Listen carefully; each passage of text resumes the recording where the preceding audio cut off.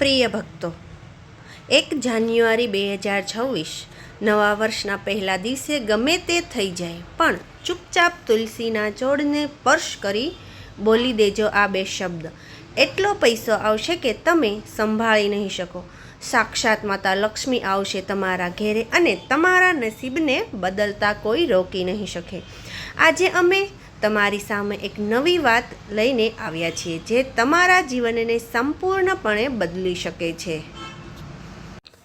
નવા વર્ષના પ્રથમ દિવસે તમે તુલસી માતાનો છોડને સ્પર્શ કરીને ફક્ત એક નાનકડો શબ્દ બોલી દો, તો આટલો પૈસો તમારા ઘરમાં આવશે કે તમે તેને સંભાળી પણ નહીં શકો. લક્ષ્મી અને દેવી અન્નપૂર્ણાના એવા આશીર્વાદ મળે છે કે તમે ક્યારેય સપનામાં પણ વિચારી નહીં હોય. તમારું આખું ઘર ખુશીઓથી ભરાઈ જશે અને આખો વર્ષ તમારા ઘરમાં ધનની વર્ષા થતી રહે છે. પ્રિય ભક્તો, આ એક નાનકડો શબ્દ બિલકુલ સાધારણ નથી. જ્યારે તમે આ શબ્દનો મહિમા જાણશો ત્યારે તમારા પણ હોશ ઉડી જશે. કારણ કે આ સાંભળો, તે શબ્દ તમે જે જાણવા જઈ રહ્યા છીએ તે તમને કોઈ શાસ્ત્રમાં નહીં મળે, પણ પ્રાચીન સમયમાં આ શબ્દ માત્ર સાધુ સંતો અને વરિષ્ઠ જ્ઞાનીઓની જ ખબર હતો. પરંતુ તે જ્ઞાનીઓને આ શબ્દ માત્ર પોતાના શિષ્યોને જ આપ્યા હતા. તો જો તમે આજે આ શબ્દ સાંભળી રહ્યા છો તો સમજી લો કે સ્વયં માતા લક્ષ્મી તમને આ શબ્દ સંભળાવવા માટે પસંદ કર્યા છે. જુઓ ભક્તો, નવું વર્ષ એ દિવસે જ છે, ખૂબ જ પવિત્ર માનવામાં આવે છે અને તેને વર્ષનો સૌથી મોટો દિવસ કહેવામાં આવે છે. આ દિવસે એટલો પવિત્ર હોય છે કે આ શબ્દને જો આપણે તુલસી માતા પાસે કંઈ પણ માગીએ તો તુલસી માતા અને લક્ષ્મી માતા આપણને આપવા માટે મજબૂર થઈ જાય છે. જી હા, આપણા શાસ્ત્રોમાં એવું પણ કહેવામાં આવ્યું છે કે વર્ષના 365 દિવસ હોય છે, પરંતુ તેનાથી કેટલાક દિવસો એવા હોય છે જે આખા વર્ષનું ભાગ્ય બદલી શકે છે. આ ખાસ ઘરની તસવીર બદલી નાખે છે અને તે દિવસોમાંનું એક દિવસ છે નવું વર્ષ. પ્રિય ભક્તો, વિડીયોમાં આગળ વધતા પહેલાં જો તમે પણ ઈચ્છતા હોય કે લક્ષ્મી માતાના આશીર્વાદ તમારા પર બનેલા રહે તો આ વિડીયોને એક લાઈક કરો અને તમારી પોતાની ચેનલને સબસ્ક્રાઈબ કરી લો અને કમેન્ટ બોક્સમાં જય માતા લક્ષ્મી જરૂરથી લખો. સાથે જ તમે તમારા રાશિ કોમેન્ટ બોક્સમાં જરૂર રાખજો, કારણ કે આ અમે રાશિ મુજબ ભાગ્ય પણ જણાવીએ છીએ અને ભાગ્યમાં ચાલી રહેલી મુશ્કેલીઓને તત્કાળ દૂર કરવા માટે સરળ ઉપાયો પણ જણાવીએ છીએ. જે ઘરમાં તુલસીનો છોડ પાસે દીવો પ્રગટાય છે તે દરેક ઘરમાં એક દિવ્ય ઉર્જાનો પ્રવેશ થાય છે. હવે તમે એક વિચારી રહ્યા છો કે નવા વર્ષના દિવસે તુલસીને અડકીને બોલવાનો તે શબ્દ આખરે કયો છે, તો તે શબ્દ હું તમને જણાવીશ. પરંતુ તે શબ્દ સાંભળતા પહેલાં તમારે કેટલીક વિષય નિયમો અને સાવચેતીઓ પણ જાળવવી પડશે.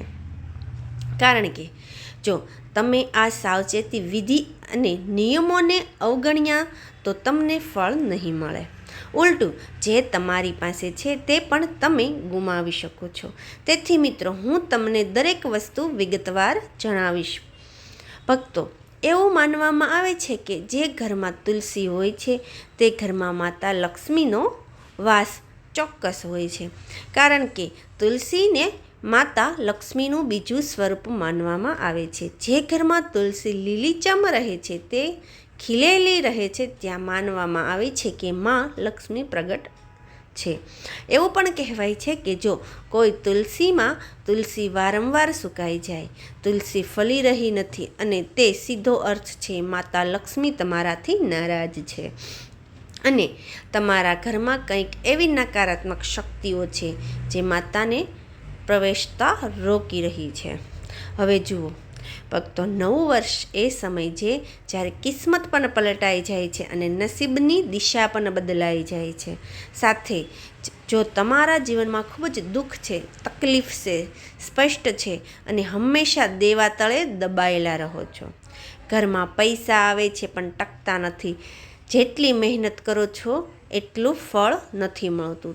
તો ભક્તો, આ એ જ વિડીયો છે જેની તમે લાંબા સમયથી રાહ જોઈ રહ્યા હતા.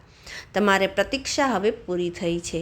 જુઓ, આ વખતે નવા વર્ષ પણ 72 વર્ષ પછી એવો શુભ યોગ બની રહ્યો છે જે જો તમે તેને ઓળખી લીધો તો તુલસીને સ્પર્શ કરીને મંત્ર બોલી લીધો તો પછી જિંદગીમાં ક્યારેય પાછું વળીને જોવાની જરૂર નહીં પડે.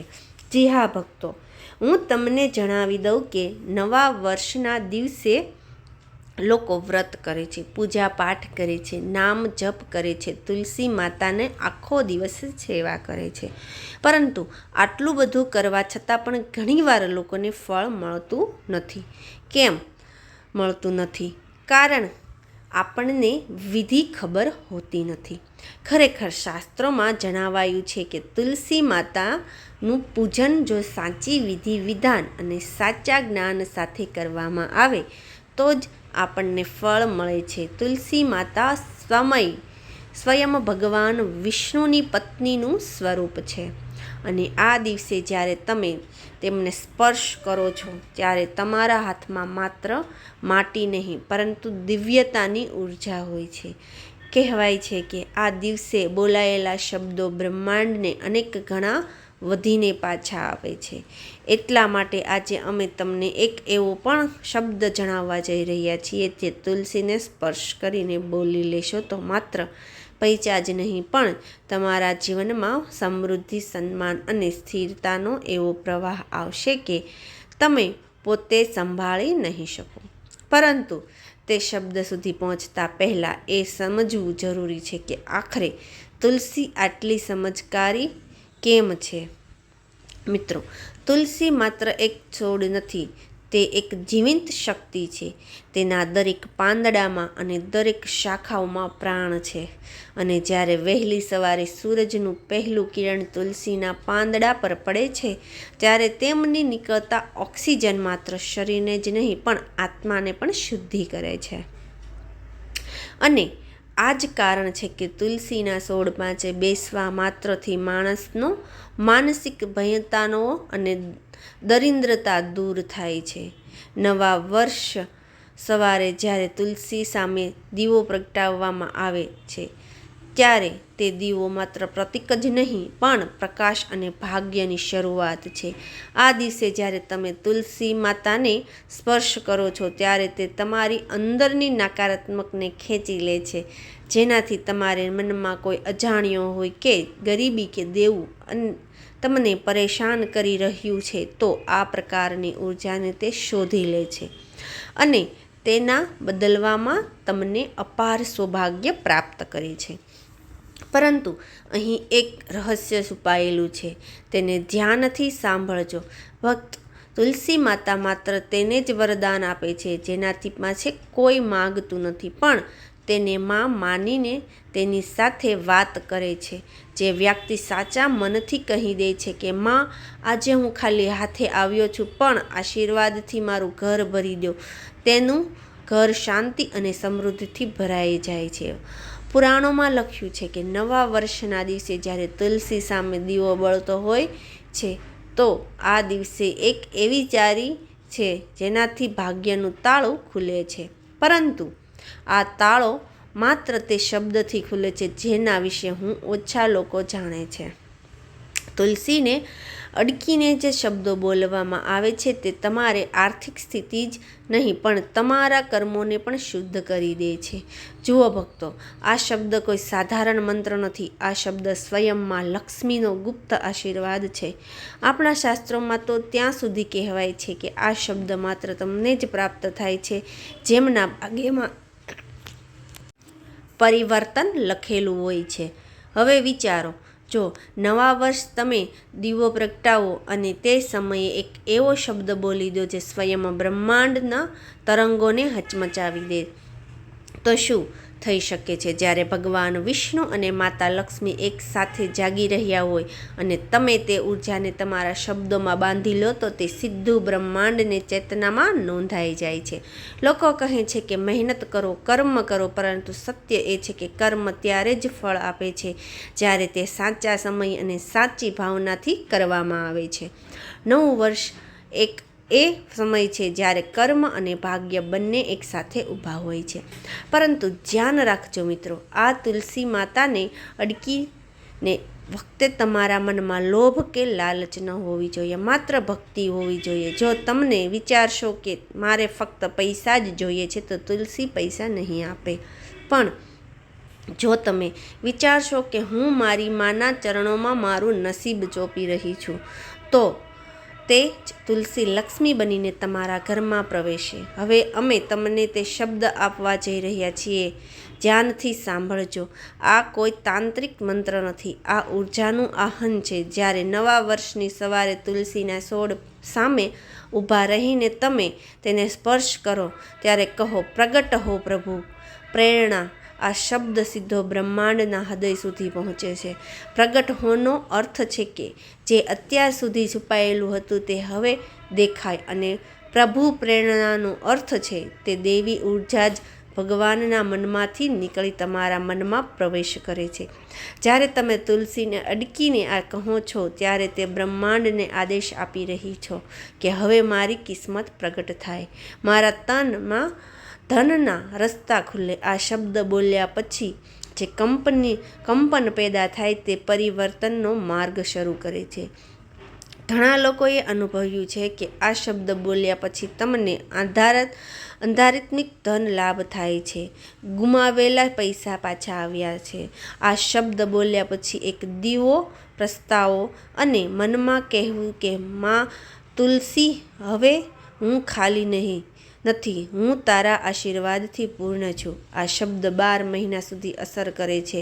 તે તમારા ઘરમાં એક એવું ચુંબકીય ક્ષેત્ર બનાવી દે છે કે પૈસા રોકાય છે. અને વધુ તે શબ્દ ભક્તો આ નવા વર્ષ જ્યારે સૂરજ ઉગે ત્યારે સૌથી પહેલાં તુલસી માતા પાસે જાઓ, દીવો પ્રગટાવો, જળ ચડાવો અને બંને હાથથી તુલસીને સ્પર્શ કરી પૂરા વિશ્વાસ સાથે કહો, પ્રગટ હો પ્રભુ. પ્રેરણા આ નવા વર્ષનું મહત્વ સાધારણ નથી. આ દિવસે દાન પણ કરો. ગરીબોને ગરમ વસ્ત્રોનું દાન કરી તમારા ચેતુની કિસ્મત બદલાવ. આ અમૂલ્ય તક છે. ભક્તો, આ તમામ જાણકારી ધ્યાનમાં રાખીને આપવામાં આવી રહી છે. વાસ્તુશાસ્ત્રના ઉપાયોને તમારા આસ્થા અને વિશ્વાસ પર અજમાવો. અમારી ચેનલ આ વિડીયો દ્વારા કોઈ પણ પ્રકારનો દાવો કરતી નથી. તો પ્રિય મિત્રો, આજ માટે આટલું જ. આશા છે કે આ વિડીયો તમને જરૂર પસંદ આવી હશે. તો વિડીયોને સારી લાગી હોય તો વિડીયોને લાઈક કરી શેર જરૂર કરો અને કમેન્ટ બોક્સમાં જય શ્રી કૃષ્ણ માં લક્ષ્મી અવશ્ય લખી દેજો. વિડીયો અંત સુધી જોવા બદલ તમારો ખૂબ ખૂબ આભાર. ધન્યવાદ.